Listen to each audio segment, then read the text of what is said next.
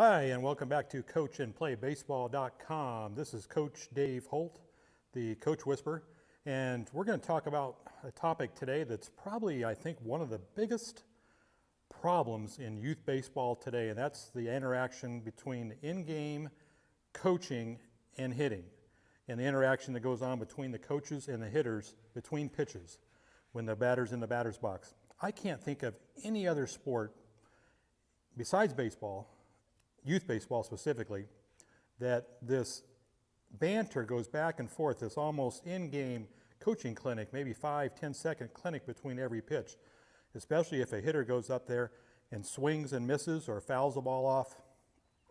Instantly, the third base coach probably, or the first base coach, or probably somebody from the bench is going to interact with the hitter and try to correct some kind of mechanical flaw. Hey, you got to load up there. You got to throw the hands. Hey, you got to get your back elbow going. You got to get those hands going. You got to keep your eye on the ball now. Let's go. So there's usually 3 or 4 or 5 different suggestions, maybe even more than that.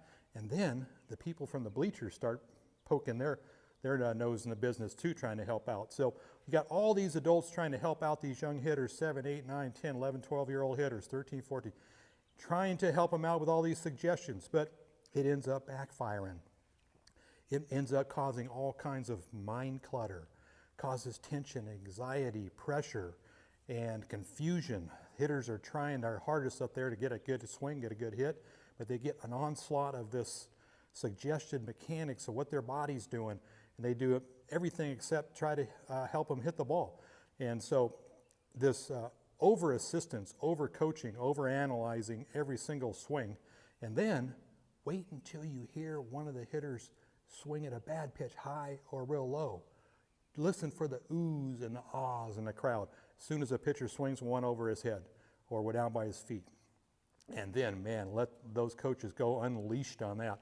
I told you not to swing in that high one. What are you doing swinging at that high ball up there? I've told you a million times, lay off that high ball.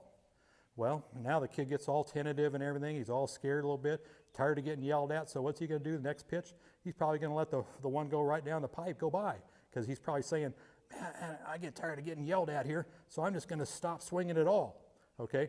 And then they end up getting some kind of a blend of that, all this mind clutter, and then afraid to swing at a bad pitch. Now what happens? You create a defensive hitter.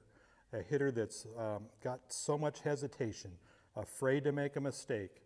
Now they're late on the fastball, especially if the fastball is coming in pretty good speed, and it ends up speeding up a process that eliminates kids from the game, because if you don't hit the ball well enough, often enough, you're probably going to end up not playing as much, not going to have as much enjoyment, and probably going to end up leaving the game prematurely. So we want to show you some improper ways today and what's really going on, and try to give you some feedback next time on a proper way to interact with hitters during the games. And we'll give you some tips on how a professional hitting instructor, a professional coach or manager in professional baseball would treat their players. And I think if you look at the pros and cons, you'll see that the professional way is by far the best way. So let's try to backtrack from coaching the kids in the batter's box, pull back, and then watch us next time, and we'll show you what to do and what not to do when the kids are in competition in the batter's box. Thank you for your service in baseball, and God bless you. We'll see you next time.